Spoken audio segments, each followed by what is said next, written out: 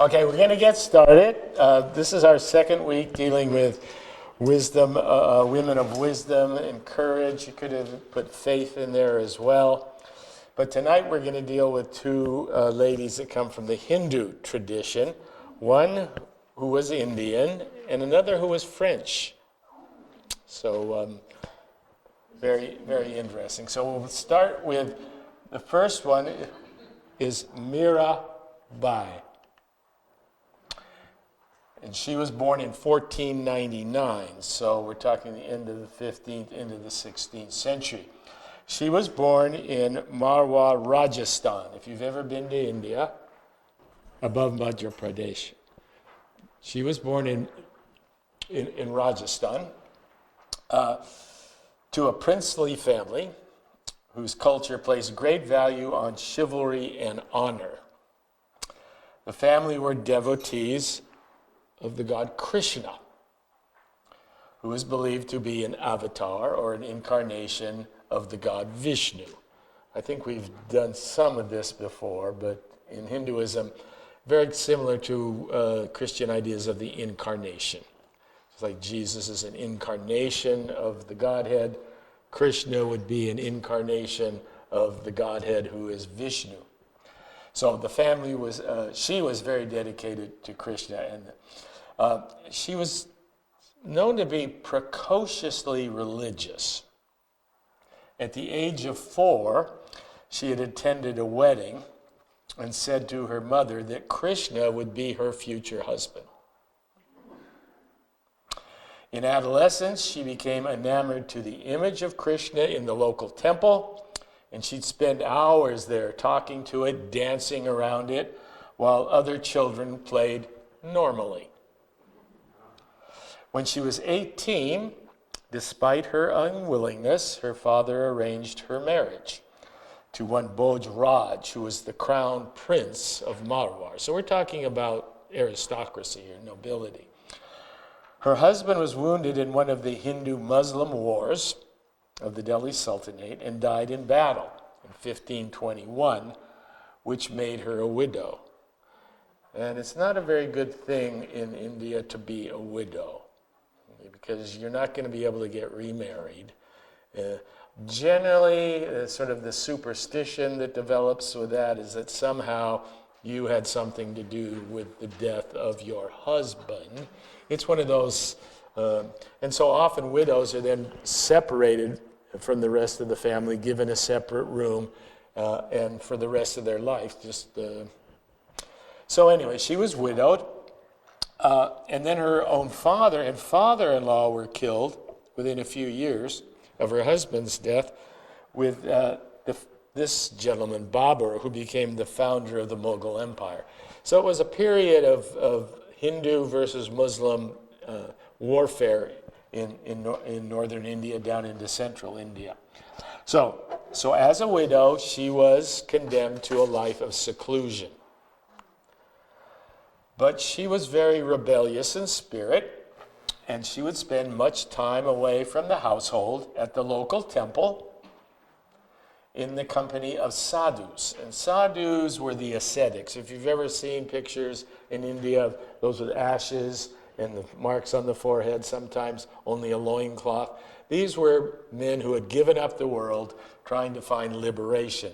So she'd spent time with some of these sadhus at the temple, which didn't go over well with the family, as you can imagine. In fact, legend claims her mother-in-law tried to worship other gods and even threatened to poison her. And rumors began to spread that she had a secret sadhu lover. And there's nothing like a sadhu lover. Anyway, or so I've been told. In any case, she then decided to send a letter to a very famous Hindu saint by the name of Tulsi Das and asked his advice, what she should do. This was what he said: abandon those who deny your worship of Krishna as if they are your enemies, even though They are your dearest relatives. The gopis, and I'll say something about them in a moment, disowned their husbands in order to attain the Lord. Their lives were the happier for having done so. The opinion of the saints is that the love of God alone is true and eternal. All other relationships are temporary. The gopis in Krishna mythology are the cowherds' wives who would, when he would play his flute, would come and dance around him. And they become the symbols of the human soul longing for its union with the divine. So Tulsi Das was saying, this is what the gopis did. This is what you should do. Now remember, this is a woman in beginning of 16th century India. Women had no rights. They would not travel alone. They were always protected. And now she decides to take off. She decided, but before that, she apparently went into a bit of depression and decided she was going to end it all by drowning. Now remember, a lot of this is what we call not biography, but hagiography. It's sort of, you got to give it a bit of a grain of salt. But the story goes, she went to step into the river and she had a vision of Krishna. And she heard these words, "My dear Mira, your life with this mortal husband is now over. You are absolutely free. Be cheerful. You are mine. Proceed to the bowers of Vrindavan. Seek me there, my child. Be quick." So all religions have these visionaries. You can do with those as you wish, but the tradition holds that Krishna revealed himself to her. So Vrindavan, where he told her to go, there you see the map, is a town about 11 miles north of Mathura in the state of Uttar Pradesh. It's about 100 miles from Delhi, if you've ever been to Delhi and down to Agra, if you went a little further south. So it's the site where, according to tradition, Krishna spent his childhood and frolicked with the aforementioned gopis. It's also the site, and if you've ever been to an Indian restaurant and looked up at the wall, you're very likely to see something like this, very popular. You'll see Krishna surrounded by the gopis. And these are the cowherds' wives, but you have to remember that symbolically they stand for the human soul. They stand for the human soul. The human soul which longs to return to its divine source, which is Krishna or God or the incarnation. And there's something very famous known as the Ras Leela, the dance of divine love, wherein Krishna unites himself with the gopis that long for union with him. They're longing for union with him. And he dances. Now, what's interesting about the Ras Leela, there's a lot of gopis. When he dances with each gopi, they feel he's only dancing with them. And he dances with all of them. So he dances. The notion is the divine source dancing with the human soul. That's what it means religiously. So it's been written about the Ras Leela. Upon hearing the alluring flute music, Krishna has the flute, the cowherd maidens, known as the gopis, who were already in love with Krishna, abruptly left their homes, families, and domestic duties. They ran off to join him in the moonlit forest. Krishna and the gopis met and played on the banks of the river. When the maidens became proud of his loving attention, however, their beloved Lord suddenly vanished from their sight. They searched everywhere for Krishna, discovering that he had run off with one special maiden. They soon found that she too had been deserted. As darkness engulfed the forest, the cowherd maidens gave up their search, singing sweet songs of hope and despair, longing for his return. Then Krishna cleverly reappeared and spoke to them on the nature of love. Now, this is an interesting trope. It's the notion of separation and union. It's called viraha. Your love is highest when you are separated from the one you love. And it's that longing to be reunited. And then once you're reunited, you ever notice that? And it's about things in general. Generally, the anticipation of having something is even better than actually having it. So this was the notion that takes place in the spiritual worship here. And it appears in Christian worship too. The desire for the union with Christ on the one hand, but the need for separation to have that desire fulfilled. You can't have the desire fulfilled unless you're separated. It's sort of an irony. And I think human beings experience that in human relationship. When you're courting and you're separated and you're longing to, then you get married. Anyway. So she leaves her home and she became a female sadhu, which was extremely unusual, extremely courageous. That would be like if I said, okay, when you leave tonight, you're not going home, you're just going out into the world with whatever you have with you now, and you're going to seek your Lord. And she did that. She left and she went to Vrindavan. And she roamed around Vrindavan, initially begging for her food, as sadhus do, and worshiping at the Govinda Mandir. This is a very famous temple in just north of Mathura. It's still there. It's the Govinda Mandir, which is now a large place of pilgrimage. So her worship was expressed in ecstatic song and dance. That's how she expressed it. Meditation is like this, where you try to get inside and experience the sacred in silence. Ecstatic is singing, dancing, praising the Lord. Okay, that's ecstatic. The aim is the same in both cases, by the way. It's to get outside of yourself and unite yourself with that object. So her mode was this and we're going to see examples of that shortly.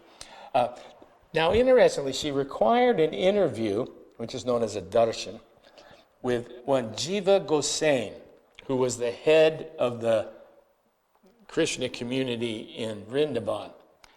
He declined, saying he would not allow a woman in his presence. It was male-dominated, no doubt. This is how she retorted, and rather cleverly and perhaps ironically. Everybody in Vrindavan is a woman, because the gopis were all female, and they represented the human soul. Only Giridhar Gopal, that's Krishna, is the only male. So if you're saying you can't see me because you're a female, well, what does your mythology teach you? So she was catching him out. She was very clever. After a number of years, she left Vrindavan and went to a place called Dwarka, which is in Gujarat. Gujarat is, see the little, far west, the little blue sticking out, that's the state of Gujarat. So how did she get there? Did she call an Uber? She walked. Just walk, take off. So she went to Gujarat. One day she entered the temple, this famous temple, and was never seen again.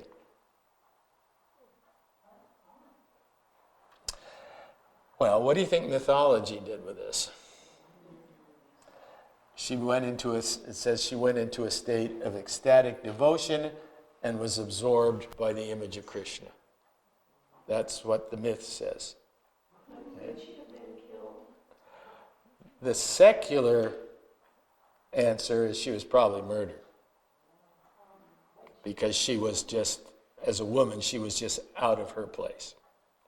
So those are the two possibilities.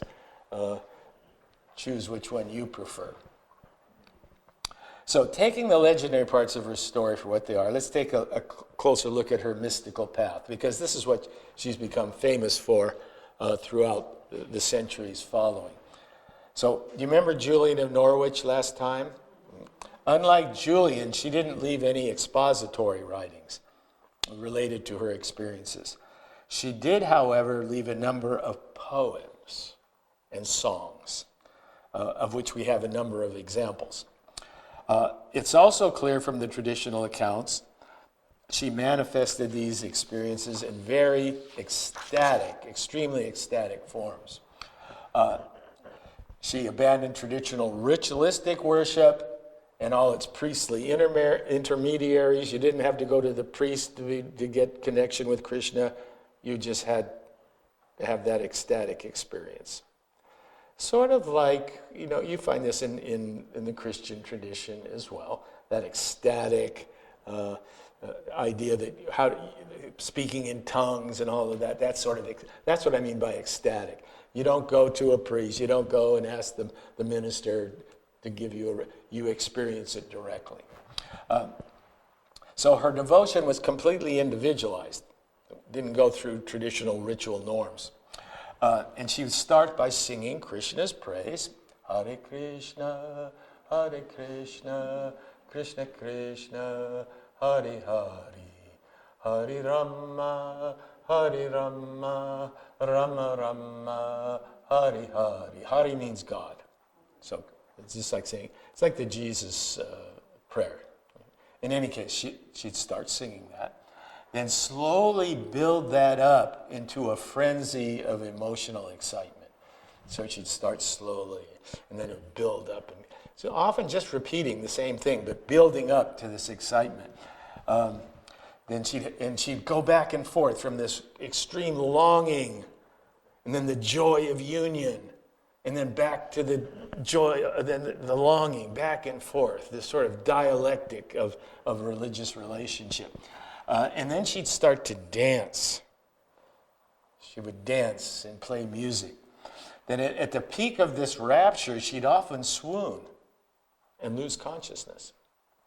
She would just, which others took to mean that she had been absorbed into Krishna. So what was the content?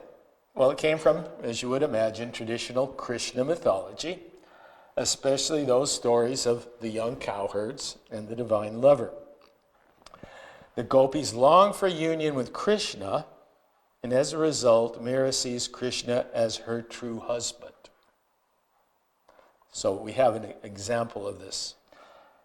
She wrote, I have given my heart to him alone. Mother, father, brother, friends, I care nothing for them now. I have chosen the dark one as my husband.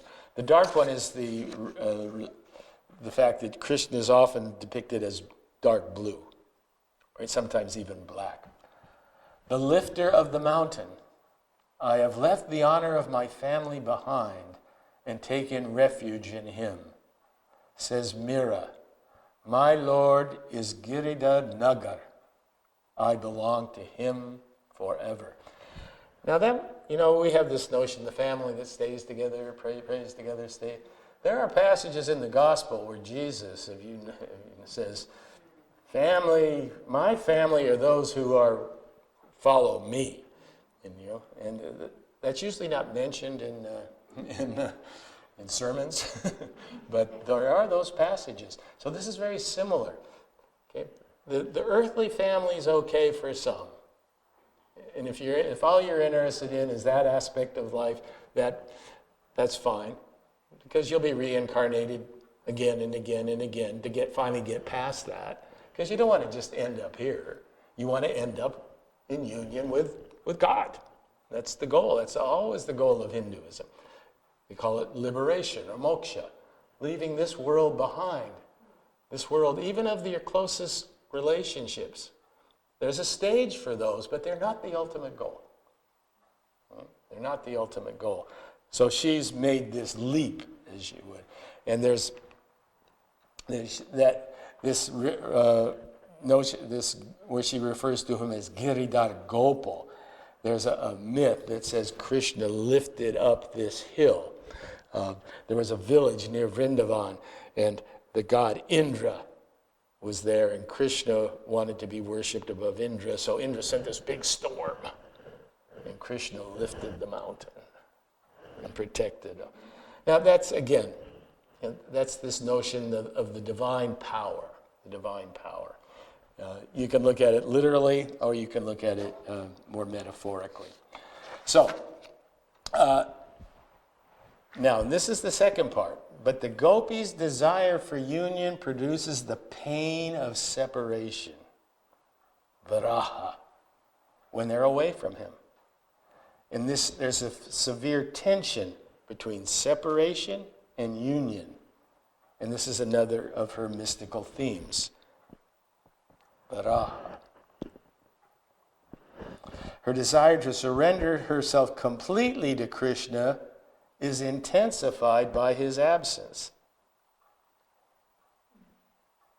The more you want something, you'll want it more if you don't have it. It's really a sort of an interesting psychological realization, which a lot of people don't think about, especially in this type of relationship. She says, if I had, and she even gets mad at him. This is very human relation. I mean, she's upset at her lover for abandoning her. If you've ever read any Christian mysticism, the dark night of the soul, what's that all about? It's about, St. John of the Cross says, I've been abandoned by God.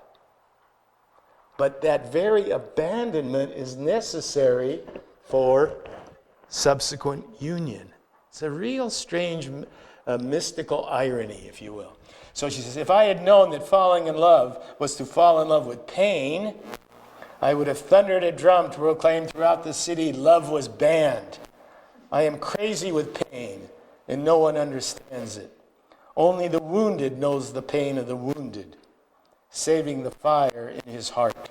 Only the jeweler knows the value of the gem, not the one who has lost it. O Lord, Mira's pain will only go when the Dark One, Krishna, returns. This is this need for this union. A couple more examples. I am in love, mother. I cannot hide it. The pain of separation burns in my heart like a lamp that never goes out. Without my Dark One, nothing in the world pleases me. The palace feels empty. Jewels and silks are meaningless. Nights pass in wakefulness, eyes fixed on the path he might take. Mira says, only when I see my Lord again will this longing end. Without you, my dark beloved, I find no peace anywhere. My eyes are tired from watching the road, waiting for your coming. Every moment stretches into ages. Every night burns in longing. The pain of separation has pierced my heart. Who can understand this wound? My body trembles with longing. Tears fall again and again. Mira says, only the Dark One can heal the pain he has given. And then finally, there is what we call bhakti. Well, I found that image, which I thought was very apropos. Sitting there looking, sort of waiting for Krishna to come. And you can sort of see a bit of a light in the background. He's sort of there, but not there. And then finally, there's bhakti. or devotional love as a means of liberation from worldly illusion. No ritual act, no philosophical insight will get you there. You can't get liberation through religious ritual or through thinking, according to Mira. You can only have it through direct experience. Direct experience with the divine. This is something all mystics have in common. Sometimes someone says, what do you mean by mysticism? Mysticism claims to be based on experience, not on thought, not on ritual, but on experience. You read any of the great mystics, they will have their spiritual moments of experience.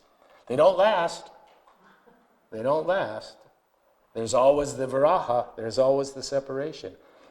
But they all say, once you've had it, you continually long for it. It's a feeling of what they say, Chet Sit Ananda, bliss, complete bliss. So surrendering to Krishna on the one hand is actually one of the most easy requirements. Doesn't require any knowledge, doesn't require you to know any of the ritual, and yet perhaps paradoxically it's the most difficult because it requires destruction of the ego. You have to die to self. That's a very common religious theme. It's the self that keeps you bound. All your suffering, all your worries, all your anxieties are a result of self. And the goal for the mystic is to get rid of that. To get rid of that through experience. So this is the last one I'll read to you. The plums tasted sweet to the unlettered desert tribal girl. But what manners to chew into each. She was ungainly, low caste, ill-mannered, and dirty. But the god took the fruit she had been sucking. Why? She knew how to love. She might not distinguish splendor from filth, but she had tasted the nectar of passion. She might not know the holy book, but a chariot swept her away. Now she frolics in heaven, ecstatically bound to her Lord. The Lord of fools, says Mira, will save anyone who can practice rapture like that. So that's the notion, this unlettered. We often think of the religious as learned. This is saying, actually, in many cases, that learning is a barrier. Because that learning becomes very much associated with your self-identity. I have a doctorate in theology, by the way. And let me tell you. Okay, that sort of thing. Whereas this is just an unlettered girl who knew how to love. In any case, so over time, now initially, remember, tradition scorned her because as a woman, and she probably was murdered, I would think. But eventually it embraced her. And today she's regarded as an incarnation of Radha, who was Krishna's main consort. So it shows you, over time, things can change. Over time, she is now worshipped. You'll find temples actually relate to Mira Bai. So how do we explain this? If I was asking you to explain this, because this isn't something we're really used to anymore, is it? Or if we see it, we think it's a bit strange. You remember watching the Hare Krishna, if they'd start dancing ecstatically at the airport? People would say, oh, they're weird. They're weird. Maybe they were. So, what sort of explanation? Was it a creative response to an overly paternalistic society? In other words, she was a creative female who had no openings in that society to do it. So is this a response to that? Perhaps. Or was it, as Freud might suggest, a sublimated response of a sexually frustrated female hysteric? That's Freud. Or might it be something else, namely a mystical, transcendent experience drawn from the depths of the subconscious, or in Jungian terms, the universal unconscious. In other words, let's take her explanation and accept it for what it was to her. It was a deeply held religious experience, perhaps somewhat mysterious to us. So who knows? But I like this, so this is the way I sum this up. In the Upanishads, which are great religious texts, it says, "He in the heaven verily knows it," or perhaps not even he knows it. There are some things that are just not known.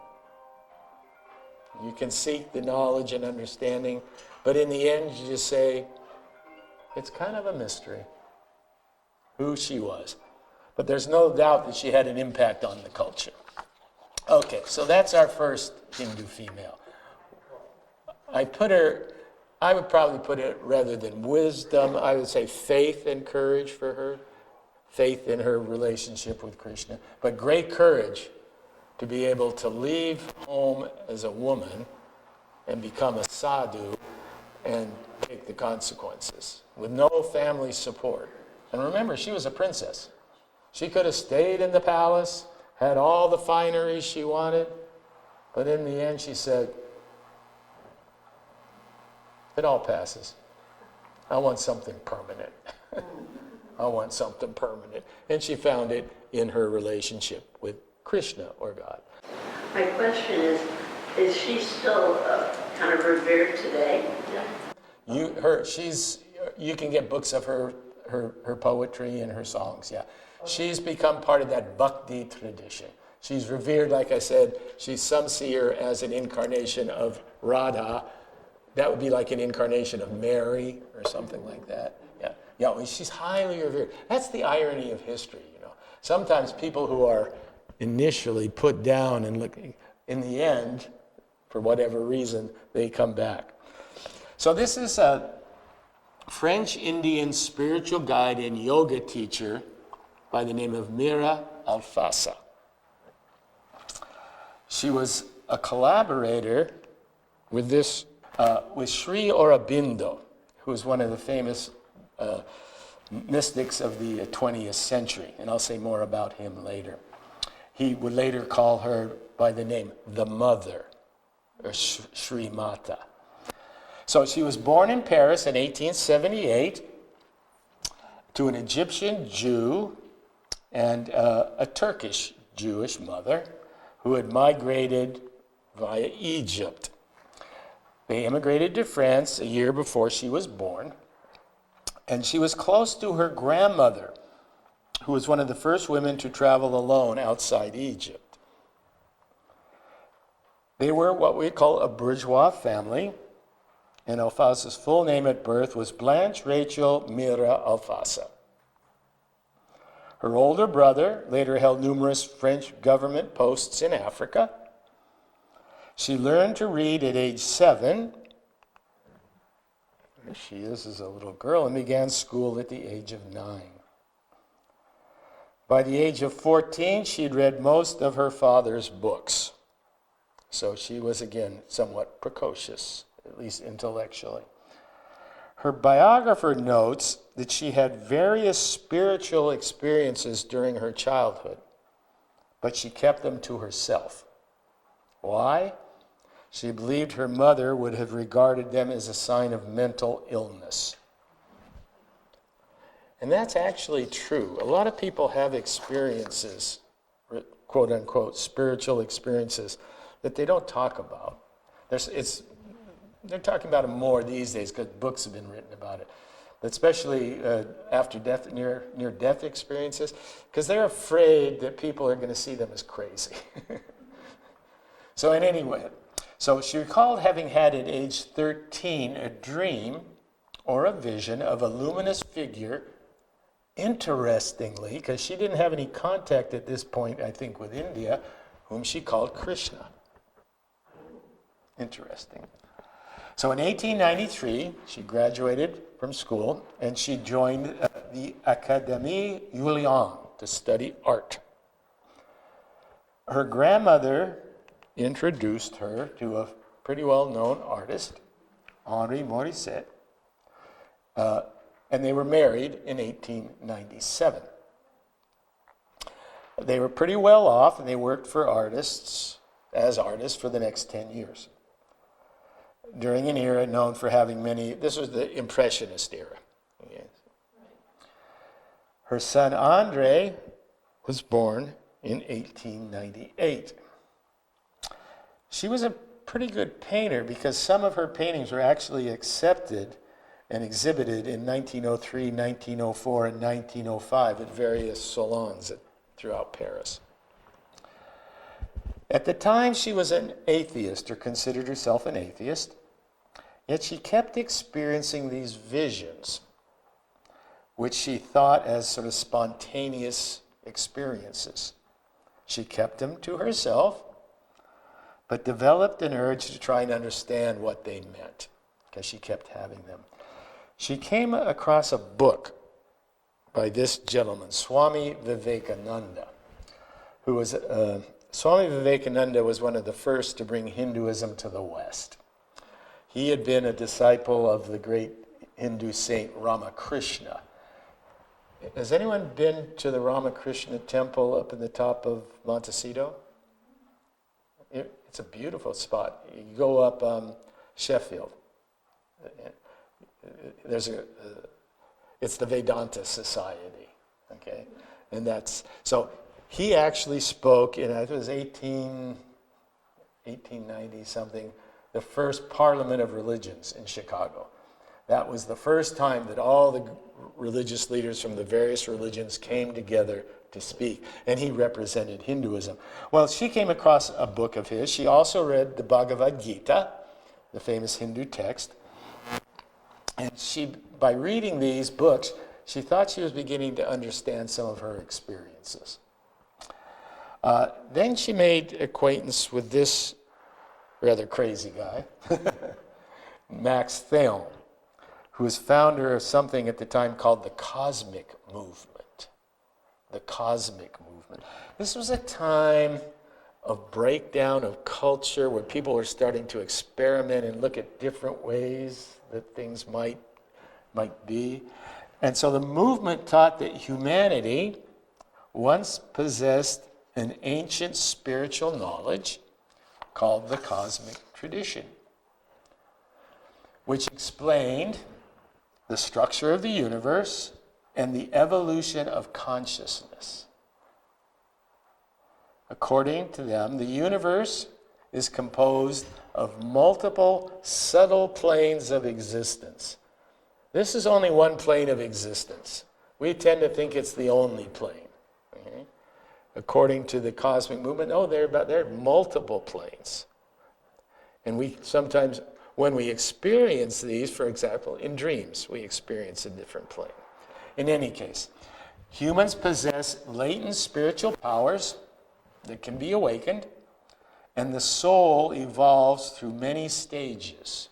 So it was bringing in evolution, which was popular at the time, with consciousness. That if we look at human history, consciousness is gradually evolving. It's gradually becoming more and more aware. So in 1906, she traveled to Algeria, where she met Max and his wife at their estate. She went there a couple more times. But you see, she's now becoming very much involved in quote-unquote Eastern spirituality, as well as what today might be called New Age spirituality. She's experimenting. Trying to understand these visions she's having. How can she explain them? So in 1908, she divorced Morisset and moved to Paris, lived alone, and had various discussions with various groups, including Buddhists. So she's searching. She's deeply searching at this point to try and understand what's going on inside. She married a man by the name of Paul Richard in 1911, who had served 4 years in the army, had become interested in philosophy and theology, and he was an aspiring politician. And this is an interesting connection. He had attempted to win election to the French Senate from Pondicherry, which was then under French control. Pondicherry, see, that's India, it's not France. You see where Pondicherry is on the right there? At that time, the French controlled it. This was before independence. The French had controlled that area, and so her husband was trying to gain a seat because they were represented in the French Parliament, even though they were in India. He lost his first attempt. He wanted to run again. So in 1914, they set sail for India, reaching Pondicherry at the end of March. They stayed at the Grand Hotel d'Europe. And during this time, she met Sri Aurobindo. This was a turning point in her life. So who was Sri Aurobindo? He was an Indian nationalist and yogi, meaning he was a practitioner of high-level yoga. And high-level yoga isn't just about making poses. Okay, it's part of it, but it's means of transferring energy throughout the body. It's what it's really all about.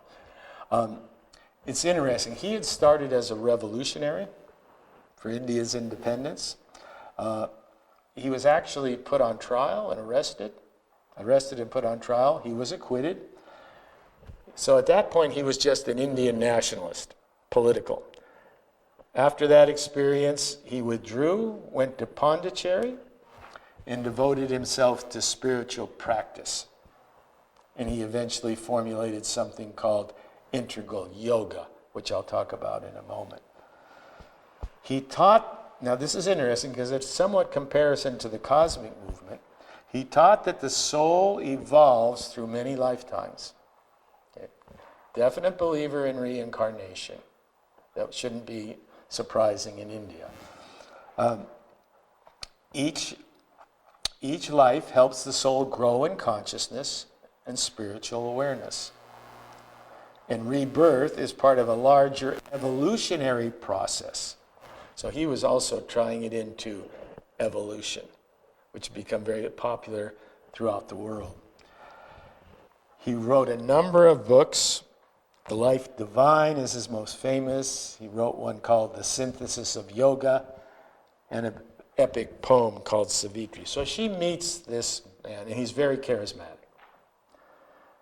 He's also spiritually in tune and charismatic. And this is the key for her. She thinks that he is the person she has seen in her visions. She makes this connection somehow. And at that point, then she's going to become dedicated to him and following his teachings. And during a later meeting with him, she experienced what she described as a complete silence of mind, free from any thought, which, by the way, is one of the goals of meditation, to quiet the mind to the point that there's no thought. She said that she met him and immediately had this, what is called samadhi moment. She was completely blank. Her mind, no ideas, just union with him. In any case, her husband lost the election, but decided to publish a journal about yoga and Sri Aurobindo, which got a lot of Aurobindo's information into France, because he was a high-standing politician in France. They produced a journal called Arya. It was in both English and French. It was first published in 1914, and it ran for 6.5 years. So by this time, World War I had broken out. And although Aurobindo had been in Pondicherry, more or less alone, sometimes in seclusion for long periods of time, he had no activities against British rule, he was still considered a threat and was asked to move to Algeria. He refused. Now remember, he's in Pondicherry, which isn't British. It's French. They asked the French government to hand him over. The request came to Alfassa's brother, Matteo Alfassa, who was then foreign minister. He slipped the letter among other files where it would not be seen by anyone else. So you got the request, we'll file that. As a result, Sri Aurobindo was able to stay in Pondicherry. So, Alfassa and Richard returned to Paris in February of 1915. After a number of years in Paris, he was posted to Japan, where she spent some time. He was the trade commissioner there. And then in April of 1920, they returned to Pondicherry. And Alfassa lived near Aurobindo in the guest house, while her husband spent a year traveling around India and returning to France. They would later divorce. So in November of that year, she moved into Sri Aurobindo's house, where she lived communally with other residents. Now, Sri Aurobindo was beyond sex at this point. I mean, it wasn't that she was moving in with him. She was moving to get closer to try and understand his spiritual teachings. By this time, he was teaching that and he quoted Ramakrishna, sex and gold are the two main enemies of humanity. They're the two things that bind us more than anything else emotionally. So he was, although of course there were always going to be rumors, in any case. So she was living communally with him. And then in 1926, Aurobindo actually began to retire from regular activities to focus on his yogic practices. He disappeared for 3 years in his house. Just into his meditation room. And now she, as a result, became known as the mother. He told her that she was now in charge of the ashram.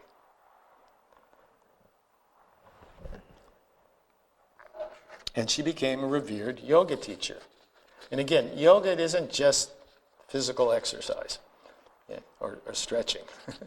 It's means of moving energy throughout the body, up the chakra. You've heard of the chakra system? The idea that we all have energies that run up and down our spine. Most of us keep our energies in the two lower levels. This level and this level. Okay, the idea in the spiritual chakra system is to move that energy up into the brain area. So that's what yoga is really about. How do you get your desires, if you want to call them, out of your belly or out of your whatever, and up into the spiritual part? So this is what the practice is all about. So they began to teach. She began to teach what is known as integral yoga. It claimed that man is a transitional being in an intermediate stage of evolution, destined to unfold what they called the overmind, the supermind.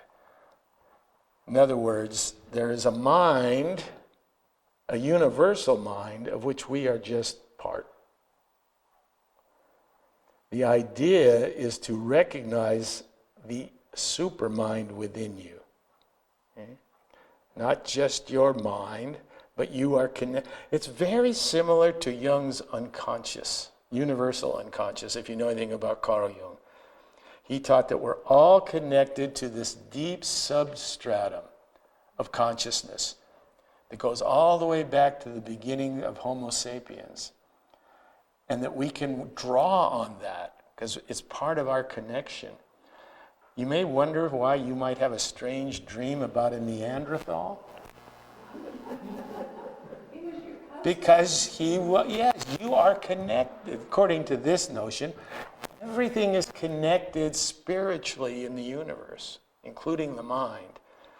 And part of this integral yoga was to allow you to expand your consciousness to a higher level and see yourself not just as something separate, but part of a universal consciousness. Do you see the implications for that if you really can do it or believe it? You don't look at individuals as objects. You look at various individuals as brothers. I mean, they're part of you. We're all part of that underlying unconsciousness, which to some degree, maybe even in Christianity, is like the Holy Spirit. Something that's universal that we all have access to. So this is what they were teaching. Now, you have to have discipline. You do have your yogic exercises. You have prayer and meditation. You don't get this automatically. You can't just go in and pay for it. This is something you got to work at. Just like if you want to build your body in a gym, you got to go in and work at it. So this was part of the process. And hundreds of people, often many European, flocked to Pondicherry to live in this ashram. And it's still there. It's still there.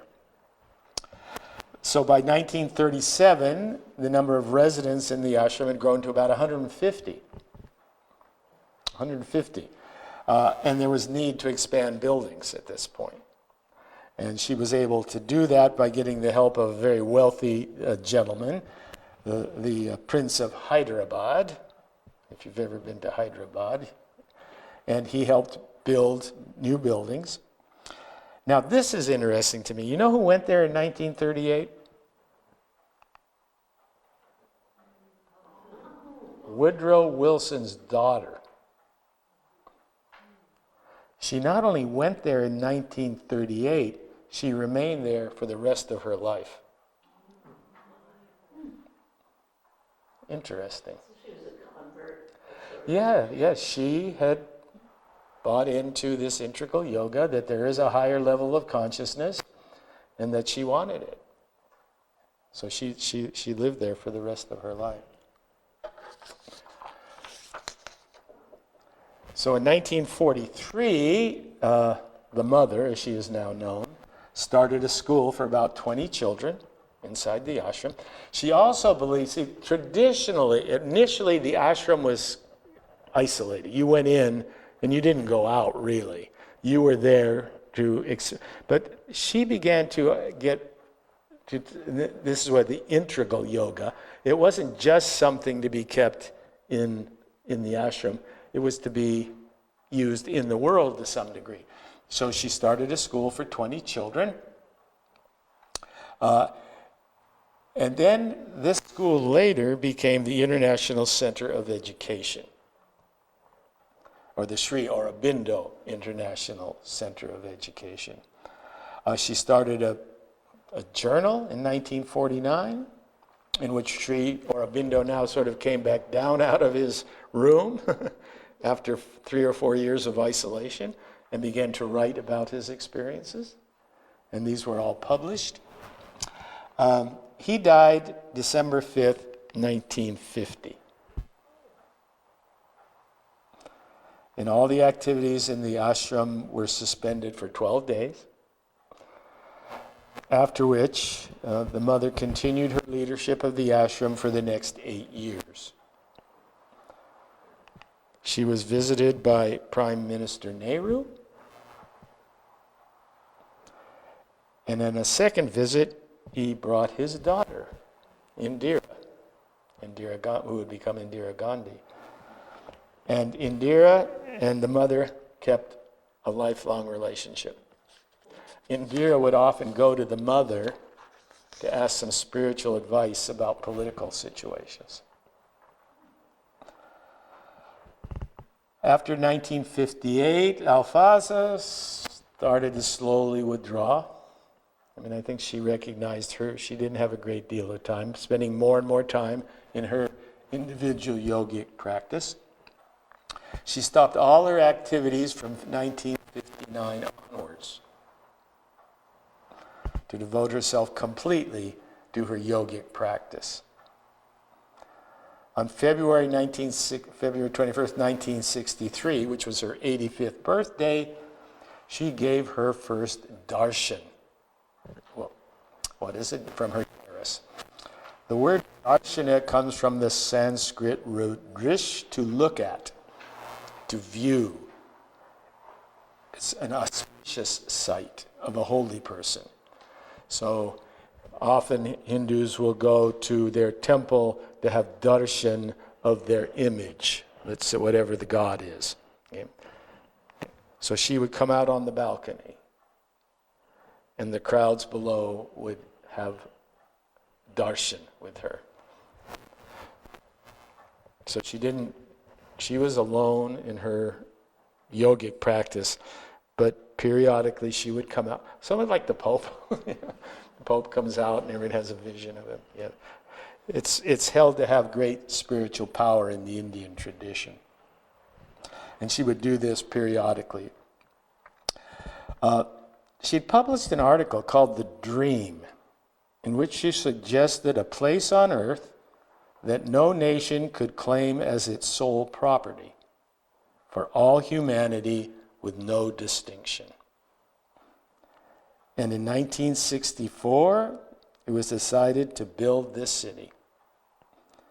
February 1968, a charter for the city of Oroville. And it still exists today. Oroville means city of the dawn. City of the dawn. It's 12 miles north of Pondicherry. So it was an ideal community where your identity wasn't your nation. Your identity was your spiritual connection. It was called a model universal township, where one of the aims would be to bring about human unity. Today it has about 4,000 residents. In the middle of the town is the Matre Mandir, the Mother Temple. And she had conceived of this. It's a symbol of the divine's answers to man's aspiration for perfection. Silence is maintained within the building to ensure the tranquility of the space. This is where you go inside to meditate. It has a spiraling ramp that leads up to this air-conditioned chamber. Think what it'd be like to meditate in there. It's kind of like the Mormons, the top of the temple. Yeah, like the top of the temple. And you go there, completely silent, and you can see it, and just the surrounding, you can see the impact it might have. She said it's a place to find one's consciousness.